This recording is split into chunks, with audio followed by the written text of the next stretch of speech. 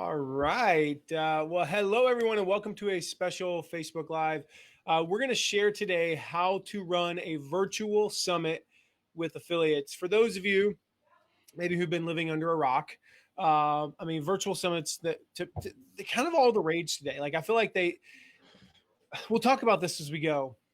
Virtual summits were all the rage in like 2015. We ran, gosh, collectively, Mark, I think we ran 4 or 5 summits that brought in nearly 200,000 leads in a very short period of time. They began to maybe die off a little bit. We'll talk about that. And now they're all the rage today because of the global pandemic. And I wholeheartedly believe, and this has been true since 2015. It was true in 16, 17, 18, 19. It's true today. They're one of the single best ways to grow your list, especially 100%. add on affiliates, which is like throwing fuel on the fire. It's like lighting fireworks near a gas canister. Not that I would know. Do you have a story to tell, Matt? Yeah. So great way to grow your list. Great way to I have all my fingers after July 4th, all 9 of them. Anyway, best way to grow your list. One of the best ways to connect with influencers, make a huge splash in your market, and really establish yourself. We'll probably share some examples today of some people who've done that and make a lot of money in the process. Now, later on, we're going to be joined by a very special guest, Jason Hilke, who is a client of ours. He and his wife, Cecilia. If you listen to our recent podcast episode, you got to hear from both of them. Just an amazing couple. We just so awesome. love them. They are so cool. They are killing it with virtual summits. Their last one had 104,000 people on it. And that's in the parenting niche, and they're not like online marketers. So if you want the special training, do like John and Cody and Tali and Dan did already. Type in the word summit, and we'll send you a link to a special training with Jason and Cecilia. And we'll be joined by Jason a little bit later. I think he's going to be on about 45 after the hour, roughly. Mark, is that right? Somewhere in there. Yeah. Well, we didn't talk. We didn't. Well, no, you did clarify what the sign was to let you know that Jason was ready to jump on. It's also the same sign as Steel Third. So right. What if I mess up part of it? Will you still know? That means Jason's on. Yeah. Actually, I can just see him come on. So type the word summit, and you will send you that special training. Also, let us know where you are. It's always just fun for us to know, hey, Nelly, where people are joining from. It's just cool, and it's always kind of like there's a contest to see like who's up earliest or latest. It's 2 a.m. here. Yeah. So, and ask a lot of questions, guys. We're here to take your questions. That's why we do these live. It allows us to interact. So ask a lot of questions and do all that fun stuff. So let's address that big elephant in the room first. Francine, it's nice to see you. Somebody has seen Zootopia multiple times. It's Francine. Happy birthday. Happy birthday. Yeah. So there's I think it goes without saying that summits are big in 2020 because of a certain, virus that's going around type thing. But one of the questions I got a lot before, and I'm still getting it now even, is like, are summits dead? Are virtual summits dead? The short answer is no. The longer answer is no. They are not. It's the longest answer. No. That was a long story short right there. All right. In fact, they're continuing to get bigger and bigger. I mean, Jason, he'll tell you later, and if you listen to the podcast, please do. Mark, I noticed one thing with the comments. You might have to put the word summit in a separate comment from where you're from. I don't know if that'll, because it's all automation. It's like magic automation type stuff. So I guess somebody could let us know if they got it when they put their where they're from and summit in the same one. Then we know. Yeah. And Gillian, I mean, you only added one letter, so that's not that big. Trust me. Mark and Robbie get to see me type Slack messages and texts all day, and they know just how sloppy I believe they accidentally typed the words to George Michael's songs, if I'm correct. Part of it is I use mostly voice to text. I very rarely type anymore. I mean, I would probably say I'm like 80-20, voice to text versus typing. The only time I really type is if it's like a short answer, or if I've got music playing that I don't feel like having to turn off.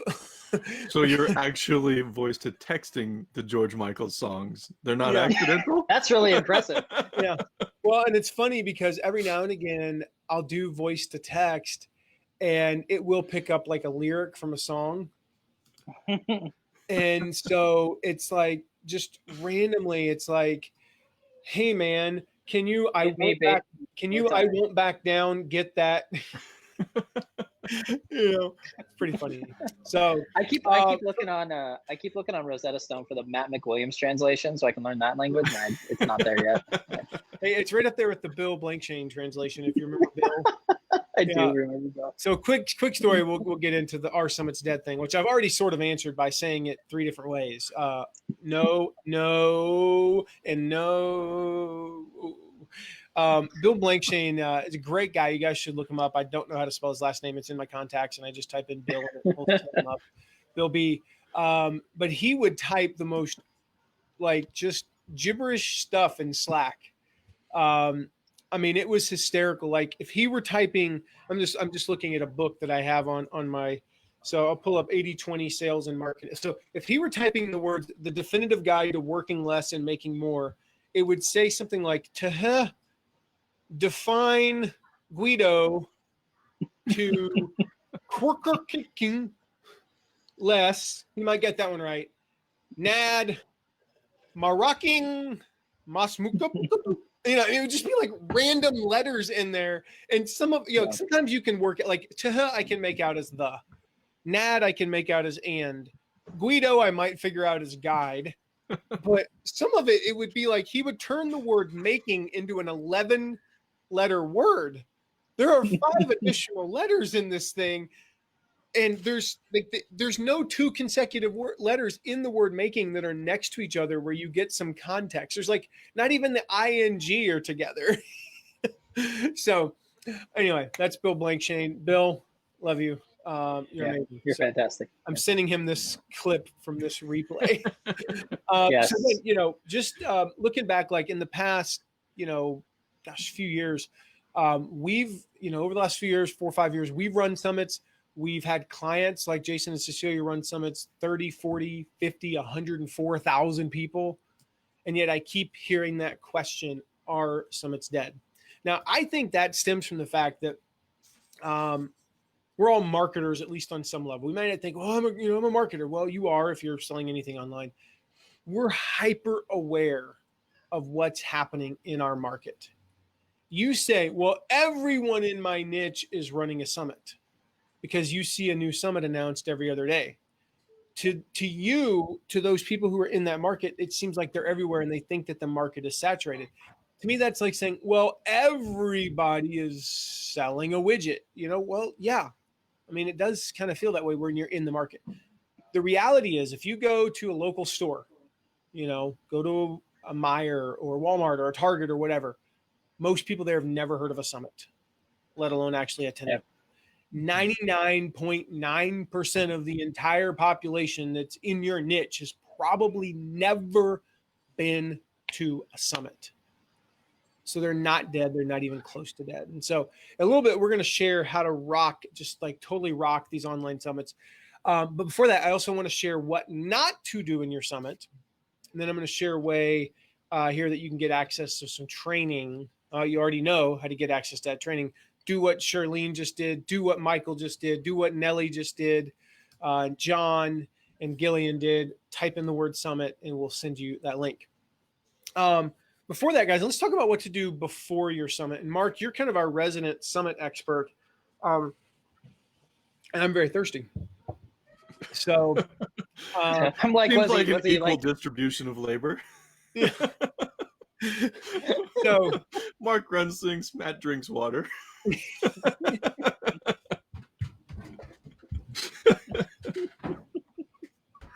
Oh man, we have the other reason why we do these live is they're more fun. I'm curious, do you guys have fun when you like? Is that I genuinely want to know if you guys enjoy this or if you're all just like, wow, I wish they would stick to the Stick to the topic. Somebody's sitting there is watching this saying, come on, get to the point, circus boy. Come on, let's go. Oh man, we'll have to talk about that when we do another Facebook Live on haters. But yeah, Connie and Brian Eric. What's up, Eric?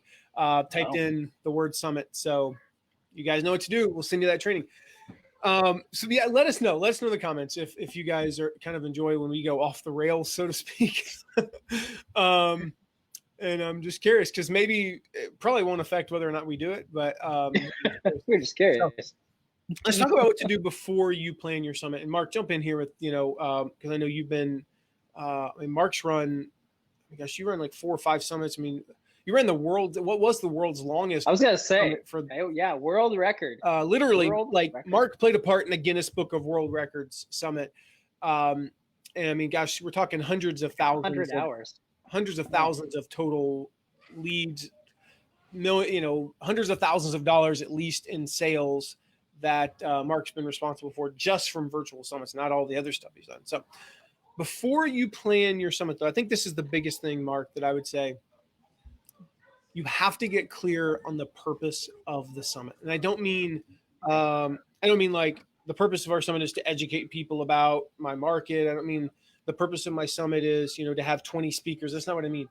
I mean, it's having what is your number one objective? Like the single primary objective that trumps all the other objectives. Like I have found that when people have 2 objectives, 3 objectives, it just really muddies the water. And like, what are your objectives? Like, well, I want to do, like, if you use the word and, you're doing it wrong. Like if you use the word and, if you have to take a breath whilst listing your objective, like you are doing it wrong. You should have one objective. And so I feel like there's 5 primary objectives, super simple. And it's just clear to get which one of these, like there's nothing wrong with any of these objectives. Like which one of these is your primary objective?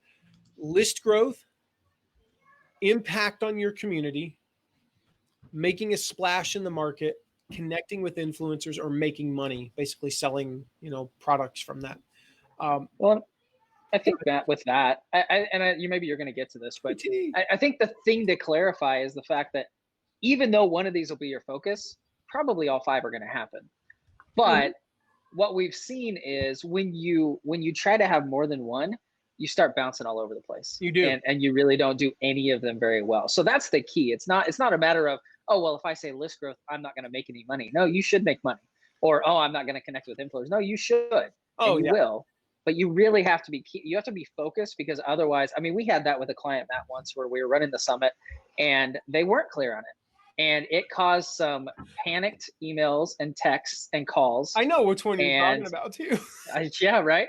And it was an awesome summit, but they weren't clear on what their goal was. And because of that, they were freaking out when something didn't happen when they thought it should happen. Yeah. Because they were trying to have their cake and eat it too. They were trying to do different things. It's like, no, just calm down. Like it's going to end the way it's supposed to. And it did. I mean, we ended up beating the goals that they had. But if you're not clear on the front end, you will freak out and you will start changing things that shouldn't be changed. And then nothing goes as well. So, yeah. And so as it pertains to affiliates, like, again, there's nothing wrong with any of the 5 and you will get all of the benefits. It's just, again, which one is going to be the focus?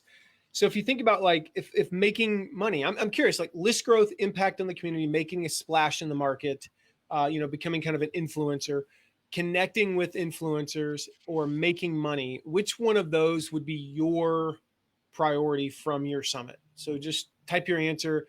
And I'm curious what you guys think. There's a little bit of a delay, by the way, if you guys didn't know. So if I don't respond to you, that's why. So I think a lot of it's going to be dependent upon which stage in somebody's business they're at. Exactly. If you choose making money, you really want to focus on, and you'll see this as we go along, you'll want to focus on more of like what happens once the summit starts and getting your affiliates to promote the products that you're selling. That will sacrifice a little bit of the list growth. You won't grow your list as much as you will if you focus on making money. If you're focused on connecting with influencers, your focus is on getting the biggest name speakers, not necessarily getting them to promote. You see? And there's nothing wrong with that because that's more of a long-term play connecting with those affiliates. or with those influencers. If the goal is to make a splash in your market, then it kind of ties in with connecting with influencers. Like having a big summit with all these big names will help you make a splash. If your goal is more of the impact on, the community, for example, you might not sell as much because you're focused more on the give of the summit. If your goal is list growth, then you're focused on getting more people to the summit and just getting people to sign up, less on selling, less on connecting with influencers, or making a big splash in the market. And so it's just getting super clear. My favorite is the making money one.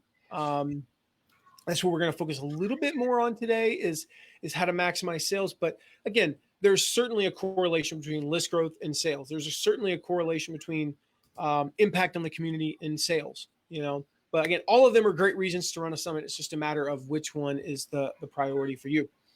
So let's talk about what not to do. Let's talk about what not to do as we go along here.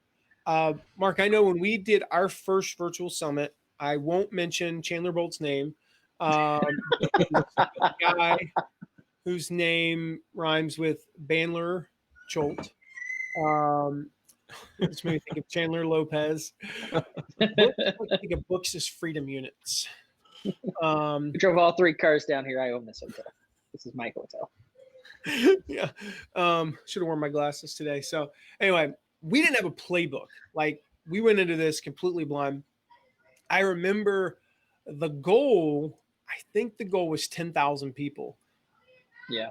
And right. So like 5 days before the summit began, we're at 10,000 people. We hit our goal and we're like, okay, what do we do now? Oh, let's go for 20. So like 2 days later, we hit 20. I guess we'll go for 30. And then like the day that the summit started, we hit 30. Now it's like, well, let's just see what the heck can happen. And we didn't really have a playbook. In fact, it was like, we just kind of, we did, one of my favorite quotes is by a guy named Reid Hoffman. The guy, he founded LinkedIn. He was part of the PayPal, the PayPal Mafia, Elon Musk, Peter Thiel, Reid Hoffman, a few of those other guys. And he said something like, I can't remember exactly how it goes, but he said that basically like entrepreneurship is jumping off a cliff and building an airplane on the way down. Mm-hmm. And that's what we were doing with summits. Like we just screwed up stuff and went, oops, well, that didn't work. Let's fix it. So here are the 8 big mistakes we made. Number one, this is, I know, one that you preach in our coaching program with Jason and Cecilia Hilke, who Jason I know will be on a little bit later. The biggest mistake, one of the biggest mistakes we see is starting promotion too early. So we'll see people, they'll start promotion for their summit like 30 days before the summit. The problem with that is, like in any launch, and this is like, you could be a product, it could be a book, it could be a summit. There's like this initial spike in registration followed by a lull. And so it looks like this. It goes up, and then I should probably go this way. It goes up. So let's just say we're 30 days before. So like day 1, day 2, day 3, spike, dramatic drop, lull for about 27, 26 days, and then huge spike at the end, last 48 hours, right? The deadline spike. When you start too early, that lull can last for 3.5 weeks. That's just too long. Like you lose all momentum. Not only do you have people who not only do you have to write a bunch of content and create a bunch of warm-up content now for them because they registered 4 weeks before this thing starts. They're not excited. They register for something 4 weeks out. You're traveling somewhere. That's different. Are you really that excited, by the time it comes up, or is it like, well, whatever, Well, and I think too, the thing to think about is we're talking about affiliates. Yeah. So, I mean, there's only so many ways an affiliate can mail for you and say, hey, the summit's starting in 27 days.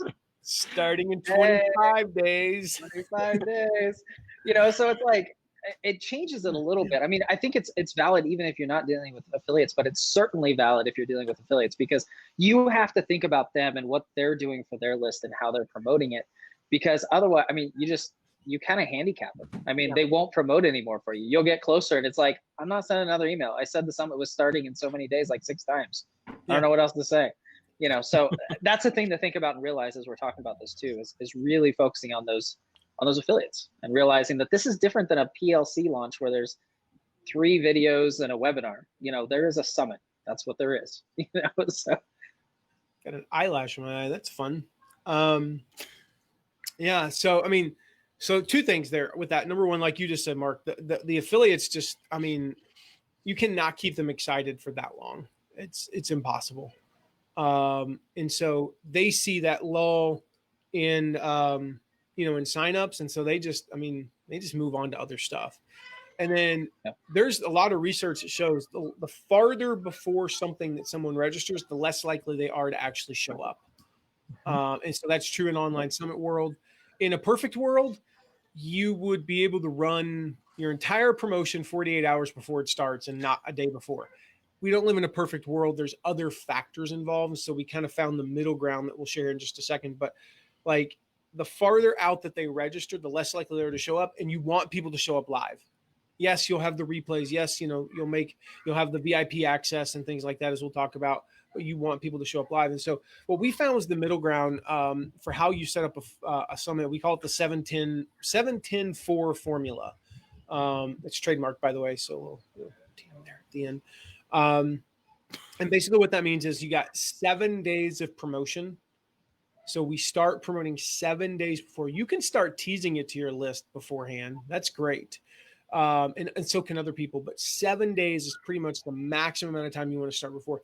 Then you have about a 10-day summit. If you have a shorter summit, that's fine. This is to account for, what most people typically tend to do.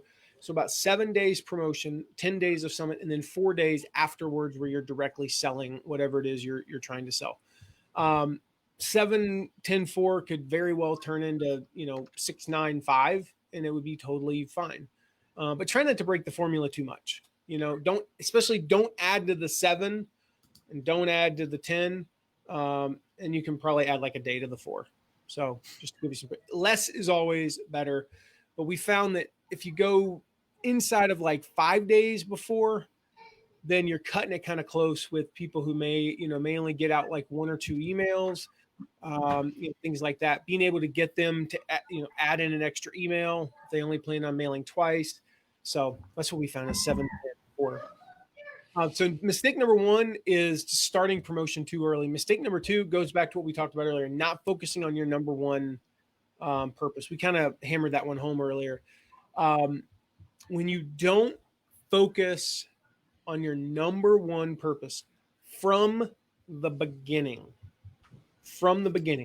and keep it throughout, like you said, Mark, that client was like, one day it was like, oh, we're going to grow our list. And then like the next day it was like, oh, I want to get more influencers. And the next day it was like, we need to make more sales. And I'm like, okay, can you pick one? Yes. Like flip sided coin. I don't care, And it wasn't Jason, just FYI. It was no Jason's sitting in the lobby waiting for us to bring him on. So I just want to know I wasn't talking about him.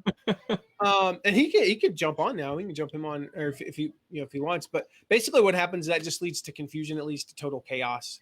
And then so what ends up happening is, Jason, we end up achieving none of those results. So, guys, I've got 8 more mistakes. We might even hit on some of those as we're talking with Jason here. But I just want to welcome Jason Hilke, who has arguably one of the coolest beards in online marketing. Robbie's like, wait a second. Present company included. Yeah, I think I'm going to have to compete with Robbie on that one. Yeah. Well, Jason's has a better point. And he's much better groomed. Yes. Different style. Yeah. Thanks, Matt. Thanks for having me. And Cecilia couldn't make it, so thanks for having us here. I'll speak for her. It's kind of weird. I'm used to having her like right next to me, so I'll stand here in the middle. So if Jason just randomly ends up like to the side, and then his arm out, I mean, yeah, we'll know why. Or if he just turns and he's like, "Would you like to?" Never mind. There's nobody there. We'll know why. Oh, we have fun, don't we, Jason? You guys are awesome. The podcast is a blast, and I don't think I've laughed that much in an interview in a long time. I can see why you get the giggles. Okay, so you listen to it? Oh yeah. Did you listen to the outtakes at the end? Oh yeah. I got to know what you're doing, what you're saying about me, you know? Oh man. So It's probably a good habit to be. can you drop the link to that podcast interview? You guys should totally go check that out. You'll get a little taste of it today. Sure. But so Jason, I'm kind of curious. We're talking about, we're going to go through the mistakes that people make when it comes to affiliates and virtual summits. And I just want to put you on the spot here and maybe say, like, what are the, and this doesn't just apply to just affiliates. This could apply to just in general. What are maybe like the 2 or 3 biggest mistakes you see people making when running summits, or that you've made in the past and went, wait a minute, we know how to fix that. Like, we know how to do that better. Yeah, I think we got lots that we made. You know, coming up on our 9th summit here, we've had lots of opportunities to make mistakes, and some of them early on. One of the fundamental ones was we had this expectation. We expected things of them, and we were looking at what them being affiliates, right? Affiliates, yeah. Okay.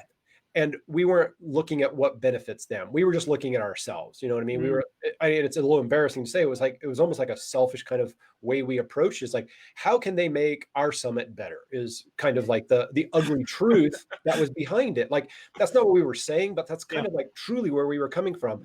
And the shift for us was like, how can we provide top-notch content for them, for their people, and help them out and help them make money and help them become even more have their audience be even more in love with them, and how can we make their job easier? And like, we turned it on to like, what can we do for them? And that really changed a lot of things for us. That was like one big mistake that we've done. And I see it over and over again, especially when people are out there trying to recruit affiliates. They're saying, here's what I want you to do. Here's what you can do for me, essentially. Wasn't it President Kennedy that said, ask not what your affiliates can do for you, but ask what you can do for your affiliates? I think that was him. Ask not. Why do all my, no matter what accent I do, it comes out the same. Yeah, I don't do accents anymore. Cecilia laughs at me too much. That's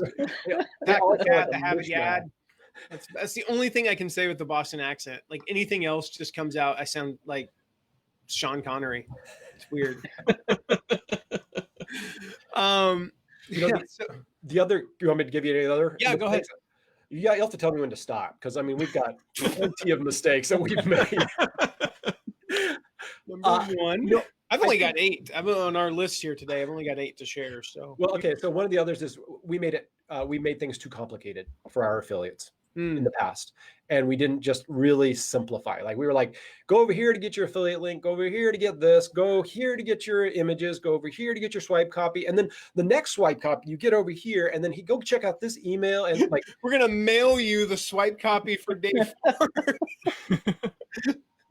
So scan that in. Scan this QR code, and then we'll postal mail you the. Oh God. Yeah, so that was like complicating things was a big problem for us. We simplified and just made it like one stop, like as much as we could, like one stop. Here's where you go to get everything possible.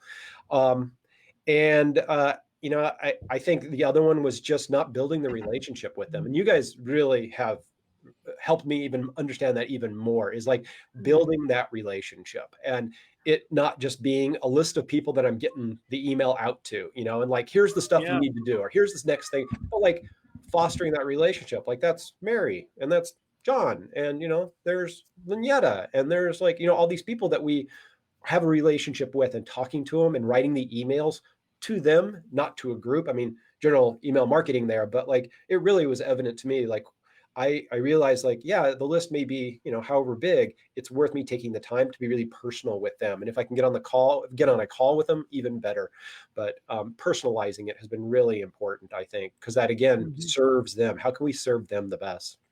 Yeah, I think I mean, it's just general. It's like with your speakers too for the summit, taking it from being transactional to relational is so important. And I mean, that really just applies to anything. It applies to speakers for a summit, affiliates, prospective affiliates, clients. You know, if you can take it from just, you know, like this little box that you can put things in and get it out here, then one of the things that you find, I'm sure you found this, Jason, is then when you reach out to your, you know, to an affiliate and you tell them, hey, your 31 opt-ins from first place. It's more of like, I know what they're doing. I know what you're doing, Jason, but I like it. Not really, like, because I like you and I want to do, more for you. And so I know what you're doing and it's working. yes. Let's talk about one more mistake. I'm just, actually you said you might be able to go on, so maybe share 2 or 3 more. Okay. So another one was that you guys taught us is start earlier in just building the relationship, but not in like, here, start promoting, but like start early in the relationship, like be out there looking for them, reach out to them. And that's something we just weren't doing till the last minute. We were so focused on the summit. And I think that's kind of bleeds into the idea of looking at the affiliate piece of it being its own launch in itself, and it being like a separate schedule rather than wrapping it into all the summit. Like we did keep it as part of the summit, but when I looked at it differently as a launch in itself, as complex or as simple as I wanted to make it, it had me shift my focus and really look at how can I treat this a little bit different and really support them in a way that I nurture them early on before I'm even asking or giving them information about how to promote the conference or the summit. I'll say conference because we call them online conferences or online summits. So, yeah, there's an important lesson there. Wow. Summit, conference, live event are all interchangeable terms, guys. And like, use the one that's going to fit your industry best. I think we're in a time now we're calling it like an online live event because everything is virtual right now, or a virtual event. Like nobody, I don't think there's not very many rooms of like 1,000 people in most niches getting together right now. And if they are, I saw a friend of mine went to a concert and it was like it was a social distancing concert. And it was just so weird. It looked like the artist had booked this, like it was like a minor league baseball stadium. And it looked like they had booked it and then realized that they were like not that popular anymore. But no, it's just social distancing. Got a packed house. It was 20% full. Come to find out, they sold out of tickets in like 37 minutes. And yet it was like pocket of 5 people surrounded by totally empty seats for like days. It's kind of funny. And so use the term that is going to be interchangeable or that's going to be understood best by your audience. You're in the parenting niche, Jason. And by the way, you guys should totally check, if you guys are parents, you should totally check Jason and Cecilia's website out. Check out their summits. It's happily.family.com, and you can get on one of their summits. If you're not a parent, you should still check them out and go to one of their summits just to see how they do them. Just a little tip there. But yeah, conference is the word in your niche. Parenting conference. Parenting summit means diddly squat to your niche. And so that's just an important lesson there. So side note, Jason, you and Cecilia have a training out right now. And when does the workshop start? It's like Wednesday, right? Tomorrow, actually. Is tomorrow the 7th? I don't know. My days blurred together. So yeah. So tomorrow, the 7th. Are we doing a workshop tomorrow? Oh wait, you're not there. It's a 3-part. Where do you need me to be, Cecilia? Where do I have to go? Exactly. That's why I need Cecilia here. Well, we talked about that on the podcast, by the way, guys. That one of the great things about having a partner, both in life and in business, is like filling each other's weaknesses in, and knowing what date it is not one of Jason's strengths there. So he's got Cecilia. Yeah.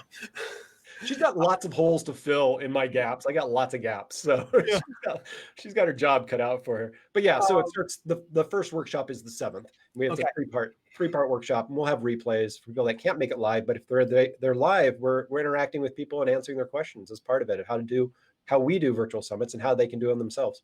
Yeah. So guys, you totally want to get in on this. And just go to, guys, I think it's mattmcwilliams.com/summit workshop. Why don't you just tell them to type summit in the chat? Oh, yeah. So type summit. Like many people have done. Hey, Ray Brim. I see Ray Brim. He just typed summit. That's awesome. So we'll send him the link and you can do that. Oh, I don't remember where I was going with any of that now. Get in on their workshop and follow it. So I want to let you go because you've got a summit or you've got a workshop to prepare for because you just found out that it's tomorrow.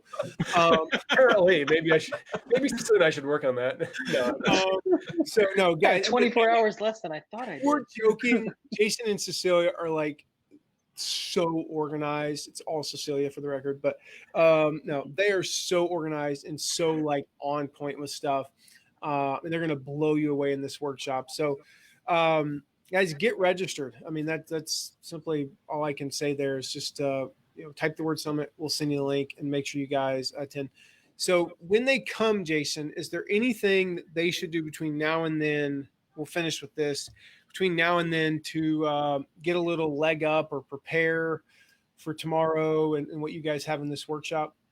Yeah, there's maybe two things. One is when you register, you'll get the email that says you're registered, and there's a chance in there to either click on the link or just reply back to the email and let us know like what your biggest question is about virtual summits or why you should even be doing a virtual summit, or if you've tried it before, what didn't work. Like that's the opportunity to really tell us like what you want us to cover. So that'd be the one thing that really give you a leg up because we'll take those questions and we'll put them into the workshop. But you could also prepare by looking at your what you want to be doing, whether it's a new, like I assume most people have a company that they are wanting like grow the audience with or grow their influence with. Some people actually just have a dream of like getting the word out about something they're passionate about. And whether it's your job or it's something that is not paying, looking at like, what is it that I could really get the word out about? What would I like the world to know about? And to bring that to the workshop, because that's what we're really talking about. And that's what we really love about summits is the opportunity to really do good worldwide in a very large way, in addition to growing your business and making money at it.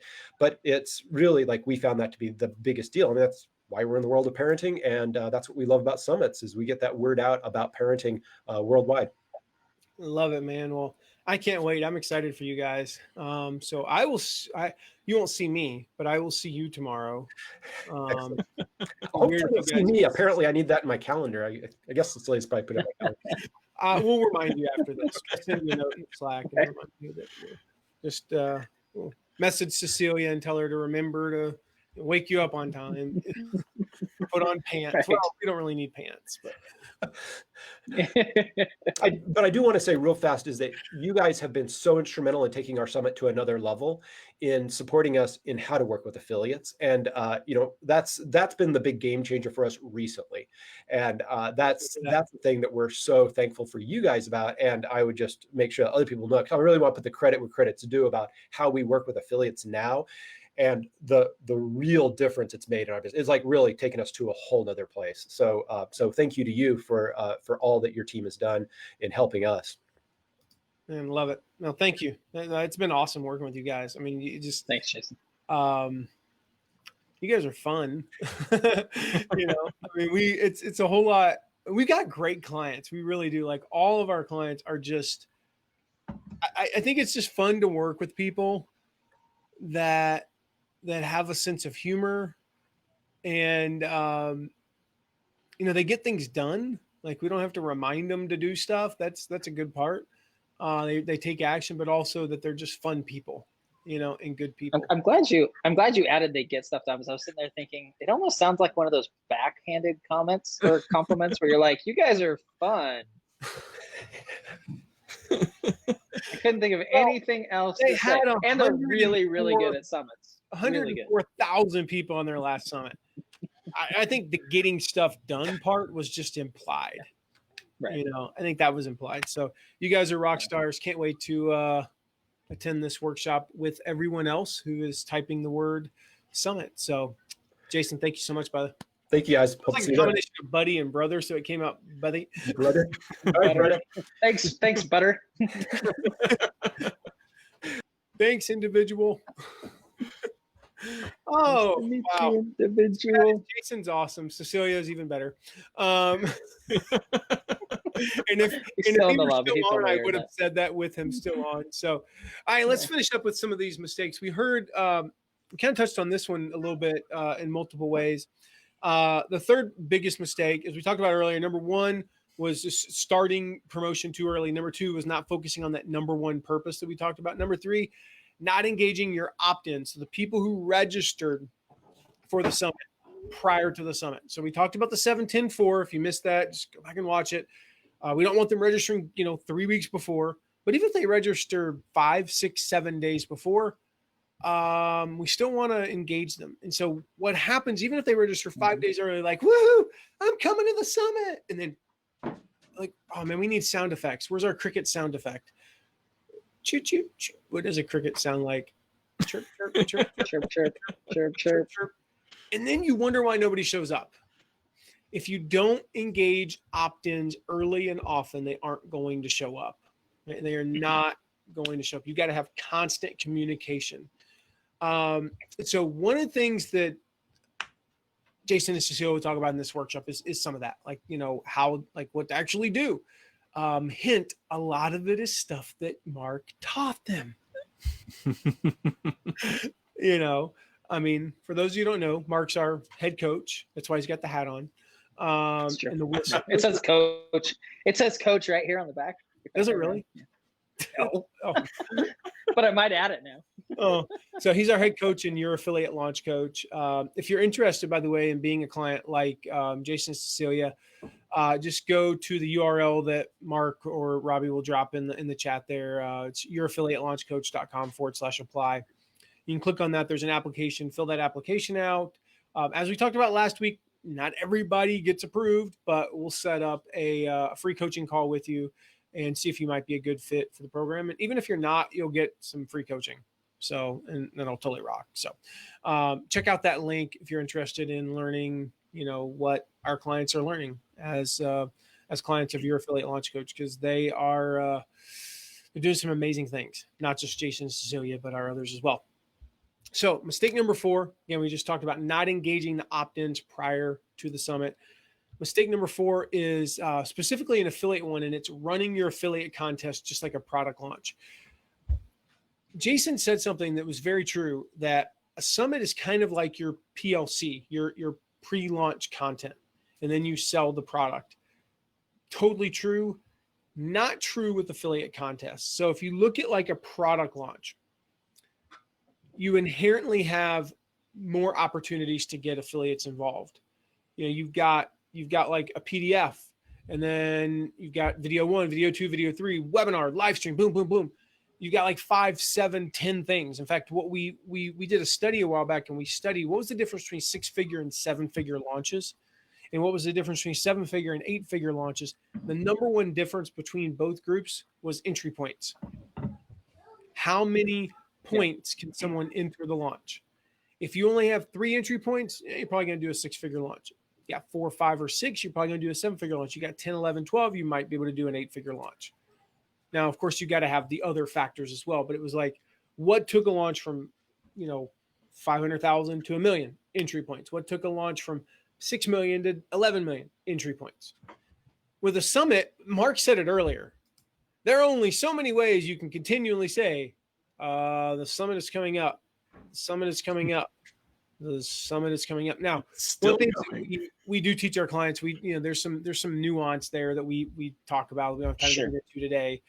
There's some little tricks you can use, like announcing a specific speaker and things like that. And so what happens is you end up with a very boring affiliate contest. There's no movement among the top affiliates. Basically, whoever leads on day 1 probably ends up leading the whole time, and it's just boring. Like, it's total snooze fest. And so Mark had an idea a while back. I mean, this was like 4 or 5 years ago. He's like, what if we did a daily contest? So every day, new contest. Like, new contest every single day. And I'll answer your question in a second, Gwen, about what do I mean by entry points, because I think it's germane, or Tito, to this conversation. Jackson 5, Tito. Oh, how many Brian Regan jokes have we actually told today? I think that's like the 4th. We've only told like half of them. I know, right? We should interview him. We could just like, hey, can we just do half of your jokes and you tell the other half? Awesome. What the heck was I talking about? Oh yeah. And so just basically ends up being really, really boring. And so Mark had this idea. Mark, do you want to share that idea, and then I'll answer. Yeah, so exactly what you said, Matt. You have to find a reason to get them to promote. And so one of the things that we did is essentially we told people we would have a daily contest for the amount of opt-ins, the most opt-ins, and whoever won, we would give them an all-access pass to give away. So in a summit, typically, and I think, Matt, you're going to be talking about upsells and those types of things coming Next up. point, yeah. And so in a summit, obviously, people have the opportunity most times to get an all-access pass where they can access this summit after the summit is over. And typically that's, $97 to $197 to $297, somewhere in that price range. And so what we told affiliates is the top person would win a all-access pass to give away to their audience. And the cool thing that we found about doing this is we actually ended up, by doing that, we got at least 3 more emails out of them. Mm-hmm. And I say that, it's not about getting it out of them. It's about helping them to promote as well, because they would send an email about the summit and they would say basically, hey, if they won, then they would send another email saying, hey, I actually, if it was Jason and Cecilia, hey, Jason and Cecilia actually gave me an all access pass to give to someone. And all you have to do is you need to opt in by the end of today to be entered into a drawing to get that. And so then they would opt in. They'd say, hey, if you already opted in, you're good. You're already registered, because they don't need to opt in again, obviously. And then at the end of that day, we would send them their opt-in list, and they would pick somebody. They'd pick who it was. And then what they would do is they would email their entire list again and say, hey, so-and-so got it. But if you didn't win, I still really highly recommend that you sign up, because this is going to be amazing. And they'd recap the summit. So it gave them extra reasons and opportunities to promote. It also made them a hero to their audience. They got to give away something that was, $100, $200 value, and people will do crazy things to win something. But even if they don't win, and this is where I say it's not about getting something out of your affiliates or out of your audience, even if they didn't win, they were opted in, and now they had an opportunity to get the information. They had an opportunity to learn what was being taught at the summit, which is super valuable, and it's free content. So it's a win-win-win-win. Yes. 4 wins. Us, the affiliate, the audience. Wait, there's only 3. I don't know. Am I supposed to? And also the country, because the economy was the whole world. The whole world wins. Oh, the one thing, Matt, that I forgot to mention too is we created swipe copy for this for them. And one of the things to clarify, and this is an important point, is we would tell them, or in the swipe copy, you would tell your audience, we recommend that you purchase the all access pass anyways, and if you do, we'll reimburse you for that. If you win, because you don't want people to opt in and say, oh geez, I hope I get it, so I don't sign up for the all access pass. We would encourage them to still sign up and tell them that we would refund the purchase price, or we'd reimburse them for that if they didn't get it. So that's the way we did that, and it works really, really well. Affiliates are so excited to email about that, which is cool, and they're excited to share it with their audience. And it makes them the hero. Matt, it has less to do with just money and woo-woo. It's like opportunity for them to be the hero to their audience, which is really cool. So I want to answer Gwen's question. What do I mean by entry point? So an entry point into a launch is basically any way that a person can opt in or get into the launch ecosystem. And so it might be like a free PDF, free report, a quiz, an assessment, a webinar, PLC 1, video 1, video 2, video 3, a live stream, an AMA, any entry point. Typically, entry points would be a free entry point. And it's, we call them internally, we call them ETMs, excuses to mail. Like, you're looking for opportunities. You're giving your affiliates an excuse to mail. That excuse to mail in Summit world, you have to. So in launch world, they're like, you just look at the calendar and you go, okay, there's 10 things releasing over the course of 14 days. Those are my ETMs. They've got a free report. They've got a guide. They've got a quiz. They've got a video, a webinar, a live stream, whatever, right? There's, 10 things. And it's really kind of obvious. With a summit, you have to manufacture them, because again, nothing changes. Like, the summit's 6 days away, 5 days away, it's only 4 days away today. No, so you have to manufacture them. Again, we don't have time to go into like all of them, but one of the easiest ones is just to announce a big speaker, or focus on a big speaker, focus on a topic. In your world, Gwen, for those of you who don't know, Gwen's in our Start Mastermind, so we know a lot about Gwen. And I'd love to know more about you guys. So if you're interested in being a mastermind with Gwen, we meet every week and get to go through your business and really just, do a lot of cool stuff together. I don't know where to go. I think it's mattmcwilliams.com/start. I believe that also might take you to a blog post about starting a business. I have no idea. If one of you can look that We'll up, check it. I think it's mattmcwilliams.com. We've got an /start. We've got an application you can fill out to be in our mastermind. Would love to have you apply, and you'll get a call with me, and I'll talk to you about whether or not you're a good fit for it. And so Gwen's world, being in the kind of the high performance and health world, for example, with the summit, you might have, let's say you're doing a summit about high performance, Gwen, you might have a day that's all about diet. And so the email you would send on 3 days before would be like, oh, I'm so excited about day 4. I can't wait. We're going to be talking about, this and this and this and this about, diet. And then, maybe you kind of count down to the days. And then the day before you go, tomorrow we're starting with mindset. And we're going to, I've got this guest, and this guest. We're going to talk about that. And so those are some things you can do to kind of manufacture, ETMs, excuses to mail. So let me know if you guys are with me on this, or if you have any questions. That was a great question, Gwen. If you guys have any questions, just type them in and I'll answer them. Okay. So mistake number 4 was running those contests like a product launch. Don't do that. You want to run them specifically like, Mark just talked about. Number 5, Mark, you sort of touched on this a little bit, is not upselling early enough. Mm-hmm. I have seen this. I think Jason and Cecilia talked about this when they started working with us. Most summits are like, people who run in the summits are very hesitant to upsell early on. And I get that. Like, selling can be hard. I know most selling is up here. And if you're not in the right mindset, like, we don't want to offend people. We don't want to appear like we're some sort of a scam artist. Like, register for my free summit. Now I'm going to charge you money. Summit organizers got to eat too, though. Like, you're running a business. What's my card? I think I have my card over here somewhere from one of our presentations. I run an online business, and online businesses make money. That's like one of the big things we do. Even if your goal is to grow your email list, even if your goal is connecting with influencers, you still need to be upselling early on. There's a couple reasons for that. Number 1, it gets your affiliates more engaged.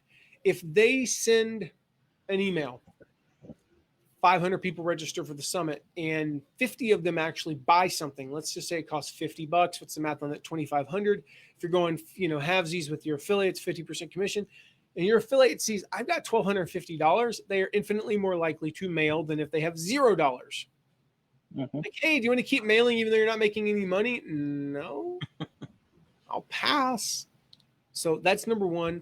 Number 2, it gives those people who maybe they register and they're like, gosh, I don't think I can attend all these live. It gives them an outlet, hey, for $49 or something like that, I can register and, I can just have access to all these summits or all these recordings. I'm good with that. Like, I don't need to attend live. I mean, I specifically look for that option when I go to a summit because I know I'm not going to be able to watch everything. Yeah. So, and I think that's the key to not feeling weird about it, is understanding what the value is to them.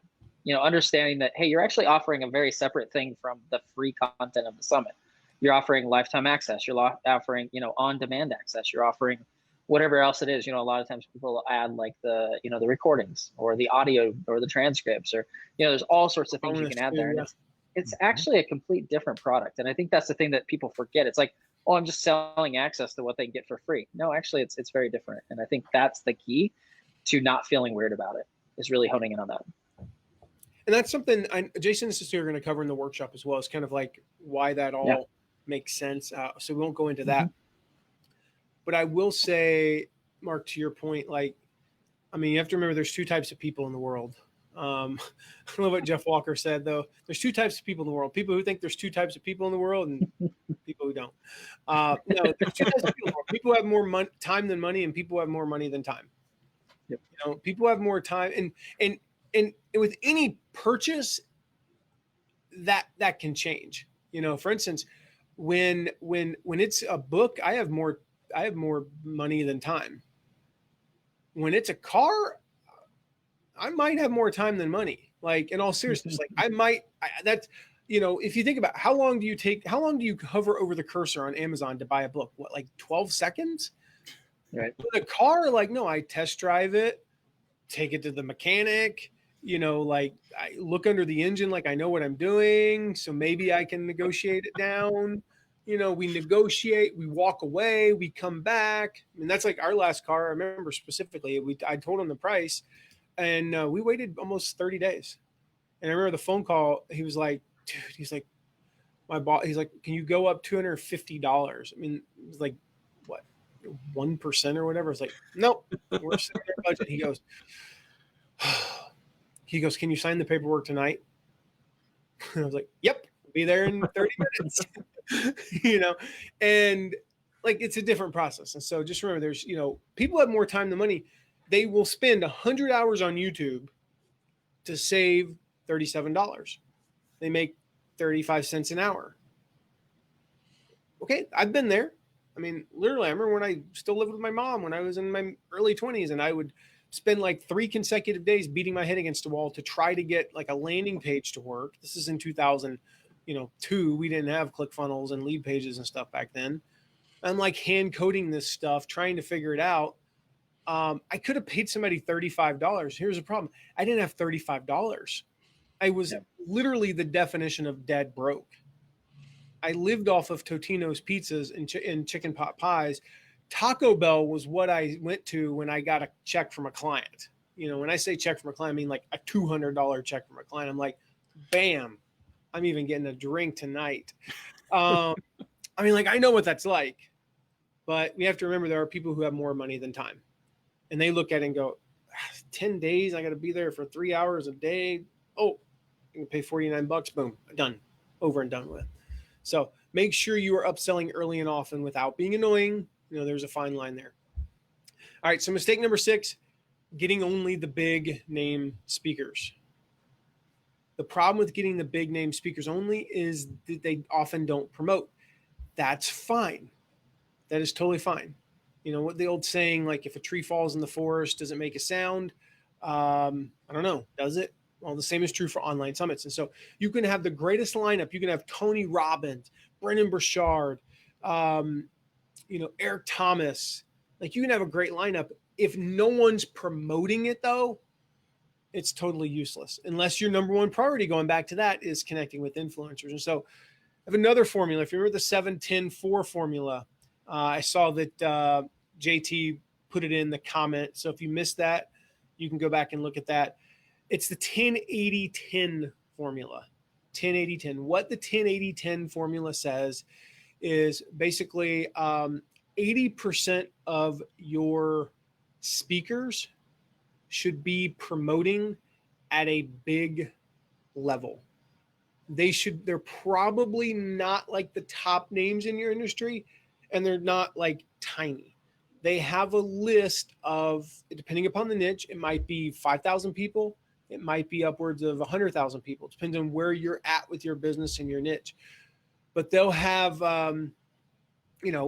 somewhere in that range size list. They're a middle-sized affiliate. They're speaking and they are promoting. They're mailing at least 3 times. They're promoting on Twitter. They're promoting on, Facebook at least once, on Facebook. They're doing something leading into the event to promote. The other 10%, so I went in kind of out of order there. The first 10% is your biggest names possible. So again, if you're doing a summit on high performance, Gwen, I'm going to use hers as an example, and you can get Brendan Burchard or Tony Robbins, or if he were still around, Zig Ziglar, Brian Tracy, Jim Rohn, if he were still around, you don't care if they mail. You're putting them front and center, like, oh my gosh, I got Tony freaking Robbins to come speak at my event. Mm-hmm. I don't care if he even so much as tweets it once. So that's that 10%. These are the headliners. These are the names. We call them the closers because they're the ones that when people come to the page, people go, and they have to click, join. And then the last 10% we reserve for what we call the pleasant surprises. The pleasant surprises are a person, maybe they got a small list, They're new in the niche, but here's why you want them. Number one, they might promote the thing like it was their own summit. They will send 37 emails. That's probably an exaggeration. They'll send 7 or 8 emails. They will come on and they don't have a time limit. You get Tony Robbins, he probably has 30 minutes. You get the guy who's, the doctor of nutrition at, Purdue, Fort Wayne. And especially right now, it's summer. He ain't got nothing to do. He's got all day. He'll go on for 3 hours. No, but he'll go an hour. And he'll give you all, like Tony Robbins has this vast library of stuff. Tony Robbins is going to say something like, well, in my book or in my course, and that's cool because he's Tony Robbins. This guy is going to give you all of his best research and documentation, and he's going to give it all for free. And then what he's going to do is when his interview goes live, he's going to be in the comments. He's going to be in there. He's going to be on live with other speakers. He's going to show up an hour early in the chat, chatting with people about somebody else's thing, and he's going to be doing this. And if you ask him to come on and do what do you call it, an encore presentation because people loved it, he says yes because he's got nothing else to do. Those are your pleasant surprises. These are typically people maybe new in the niche. We found that especially in some niches, it's like, I joke about college professors. It's college professors. I say college professors because they don't know the first thing about marketing 99% of the time. In fact, marketing professors don't know the first thing about marketing. That's why you should never go to college for marketing, for the record. Just read like 2 books and you'll get more about marketing than you will with a 4-year degree. But that was a diatribe soapbox moment there. If I've ever seen one. Long story short is no. You want to have those 10% pleasant surprises. So 10, 80, 10. 10% headliners, 80% promoting like crazy, 10%, the pleasant surprises. All right, we're going to finish up here. Finish up. All right, make number 7.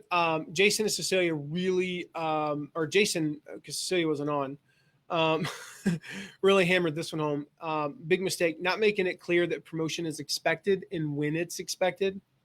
He talked about that. Like he had expectations of his speakers, of his affiliates. The problem was he forgot to tell his affiliates what his expectations were. And I know that's when you not read my mind. That's one of the things we talk about, in your affiliate launch coach is like just lining those things up and making it clear for your affiliates. When you're talking to prospective speakers, especially in that 80 and that last 10%, again, using Gwen as an example, when you're on with Tony Robbins, you don't even mention promoting. When you're on with Brendan Burchard, you don't even mention promoting. Whatever your niche is, when you think of like, the celebrity in your niche, you don't even mention promoting. That's cool.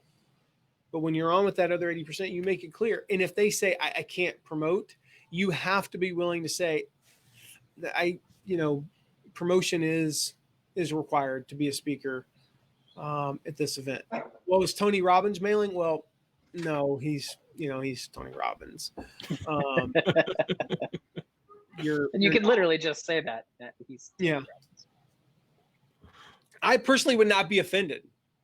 If somebody, and I've spoken at summits with some pretty awesome people, and I promoted. If you had told me, well, Tony Robbins isn't, I wouldn't have been like, oh, really? I wouldn't have sent those 3 emails supporting this summit that I believe in if I had known that. No, I'm like, all right, I understand that because he's Tony Robbins and I'm not, and I'm just using him as an example because most people know who he is.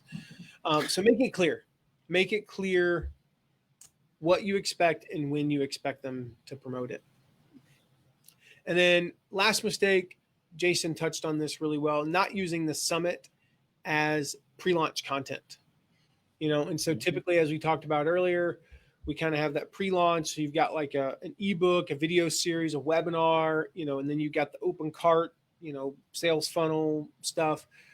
So basically the PLC operates as a warm-up. It's where you generate the opt-ins. It's where you build rapport with your audience. It's where you provide value and establish authority and all this is proven formula, right?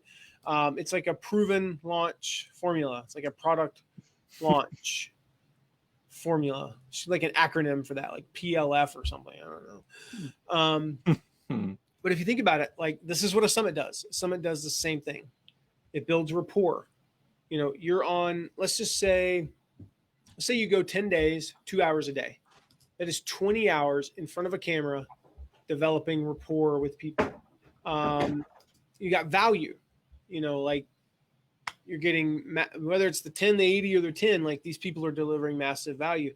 And it establishes authority because, you know, I know this happened with, we talked about Chandler Bolt earlier. Chandler got on, like when he was, quite frankly, he was a nobody. I mean, he really was. And he would admit that, like at the time, he was a nobody. He got Jeff Walker, Russell Brunson, Hal Elrod, Ryan Dice. I think Brendan might have even been on. Gosh, Mark, can you even remember some of the other people? I mean, it was like just a lot. Just rock stars on. So naturally, every one of those, like I feel like authority and influence is like magical fairy dust. Or it's like droplets that, you know, come when we talk, apparently, according to the, you know, the CDC. It's that same kind of thing. Like it just rubs off on us. And instead of getting, you know, COVID, we get authority, you know? And so when you interview Jeff Walker on your summit, you get like an authority point. And then you have Russell Brunson, you get authority point. And then you have, you know, so-and-so, and you get an authority point. And all of a sudden at the end of that summit, you've got, you know, 42 authority points. And that's a really quick way to get a bunch of authority points. Like it could take you years of podcasting and YouTubing and, you know, creating content. It could take you years of even writing for like major publications like Forbes and Fast Money and Entrepreneur Magazine to get that much of, you know, that many authority points. So that's why I highly encourage you, you know, type in the word summit. We'll send you that link to get Jason and Cecilia, you know, their workshop coming up this week, actually starting tomorrow. You know, I think Jason will be there. Hopefully. Hoping so. Yeah, I mean, Gwen said that, like I said, you know, authority and influence is like magic fairy dust. I need to trademark that. So that's a social media image, I'm pretty sure. Let's remember. It's gotta happen. We got to do that. So that's why you want to host a summit. They're not dead. Shared 8 of the biggest mistakes. Again, we've made all 8 of these mistakes. So again, if you want the best practices to counter those mistakes, type the word summit, and we'll give you that special training with Jason and Cecilia coming up. I think we answered all the questions that we had as we went along too. Any last questions as we wrap up, or any, as we're waiting for questions, if we have any comments from you guys as we finish up? I mean, I think the only thing I would say is exactly what you said. You know, summits aren't dead. You know, I kind of think of the fact that, you know, just like trends go from, you know, parts of the country to other parts of the country and then other countries, it's the same thing. I mean, just because it's major and you've seen it a million times, like you said, nobody else has seen it. And even if they have, I mean, it's like tens of hours, you know, dozens of hours of free content.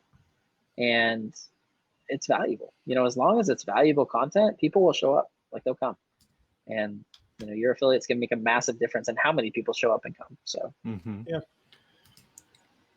It's always just exciting for people to be on those summits, because a lot of times, who do they get to see? They get to see their favorite people in a niche, all in one place. And, you know, if you're selling early, like you mentioned earlier, then what? They get to have access to that for long term, which is something that, you know, just serves them more. I love that. So one last thing, guys, if you want to be notified when we go live next, and I've got Gwen's question there. If you want to be notified when we go live next, just type in FB chat, and we will we'll get you subscribed so you don't ever miss one of our Facebook lives, because you don't want to ever do that. So Gwen asked, platform to handle huge summit audiences. We've seen a little bit of a hodgepodge, and I know Jason and Cecilia will talk about things like that, some of the tech stuff in the workshop this week. I mean, Zoom's a good one. What we've typically seen done is, so I wish I was in my whiteboard set up. But basically, if you can imagine, I have no paper anywhere nearby, so I can draw. I have Gravy's latest newsletter, but I don't know if that would kind of offend them if I wrote on the back of that. You value this, let me write on the back of it. So if you can imagine what we'll typically have up here is the an embedded. So we'll have like the logo, maybe like the color up here. We'll have over here we'll have the video. So this would be the left side's my right side. We'll have the video over here. Let me get my hand on camera. Okay, so the video over here. Over here would be the comment stream. So something like chat roll, or gosh, there's 50 of those out now. None of them are very expensive. More than you're going to pay like a hundredth of a cent per person per day. Mm-hmm. I mean, it's something ridiculously small. That might be a little bit. It might be like a tenth of a cent per person per day, but still very cheap. And then typically below that, if there's any, if you're like, you probably have like you have the agenda possibly on the left side. If there's anything else that you need to offer, so for instance, if you're putting links to speakers' books, or any opt-ins, because that's one of the things we haven't even talked about. Hey, you've got this person on, they've got a book coming out. You can make money sending people to their book funnel. This person has a course. This person has an evergreen webinar. You can totally monetize using affiliate marketing, sending them to it. And then you would probably have an all access, pass link as well below. And so you can use any landing page software, ClickFunnels, Lead Pages, Kajabi would probably all work. I would follow the tried and true formula though, like logo, kind of big little thing up at the top, video on the left. This is the reason this is messing with my head, is this is my right, but I know the camera's reversed. So I think it is at least. Video on the left, comment stream on the right, links below, buttons below. I mean, that's pretty much it. And to be clear, typically you're going to pre-record, and it's going to be available for 24 to 48 hours. So not 104,000 people would be landing on that page at the same time. Yeah. So. And then, you want to pre-record. I don't know if that's sort of, so Shirlene asked, do you recommend on uploading pre-launch content or pre-launch summit content on both Facebook and IG? That's something we were talking about, Shirlene. We talked about like those ETMs. One of the great ETMs is introducing speakers. And one of the great ways to do that is like, hey, I've got Tony Robbins on, and again, using him as an example, check out this clip. And it's just a 2-minute clip where he drops like some massive, knowledge bomb, or just like some quote that's like insane, and you can turn those into video clips and promote like crazy, of course. The same is true. It doesn't have to be, your most well-known speaker either. It could just be anything that's really good. Like I said, sometimes the value of having like those 10%, they're going to bring it. Have you ever watched somebody like Tony Robbins and you're like, wow, that was kind of lame. Like I wasn't really impressed by that interview. His energy level seemed low. Like, no, the top 10% always bring it. The 80% sometimes, I mean, admittedly, like sometimes they're just, they're having an off day. I mean, like, I don't know. I've done 200-300 podcast interviews now. Some of them are not great. And I try to bring it every time. It's just sometimes, I was up late the night before with a sick kid and, whatever, I just, I don't know. But the top 10% bring it. And then, that bottom 10% tend to bring it because they're just, as my old attorney used to say, they are pleased as punch. They are pleased as punch to be there. They're so excited to be there that they are like a barrel full of energy. And I mean, sometimes you have to they are like Rachel Miller on caffeine, That is something to think about. So I don't know if JT's still on, but one of my favorite quotes from this event recently that he and I were at, it was a virtual, event, and Rachel was on, and they were like, somebody said, slow down, slow down, Rachel, you're going too fast. And JT was like, actually, this is the slowed down version of her. And it's true. It was definitely her talking slow for her. So that last 10%, I mean, they're gonna drop a couple knowledge bombs. So yeah, take those little clips there. So a speaker like Grover or Big Bird would work, says Michael. I was like, what does that even mean? And I was like, oh yeah. Is Grover on here? I don't think Grover's on here. No, Grover's not. So, all right, guys, this was awesome. Again, go check out Jason and Cecilia's awesome workshop that's starting tomorrow. You guys will get a lot more insight into what they've done. Their last one was 104,000. They did that. I mean, like they said, they did that a lot with our help. Okay, but they did their first one was 3,000 people in a small niche. In a niche that people literally have said numerous times it's too hard to make money in that niche. They had 3,000 people on without any help from anybody. Mm-hmm. All we did was throw gasoline on the fire. And sometimes that's a big deal, but they've been through the trials and tribulations. They're going on their 9th one. So, awesome, Shirley. Glad you got that. And with that, guys, we'll wrap up. Go get in on their workshop. And remember, type in FB chat so you don't miss another Facebook Live. And we'll see you guys soon. Mark, Robbie, thank you so much, guys. See ya.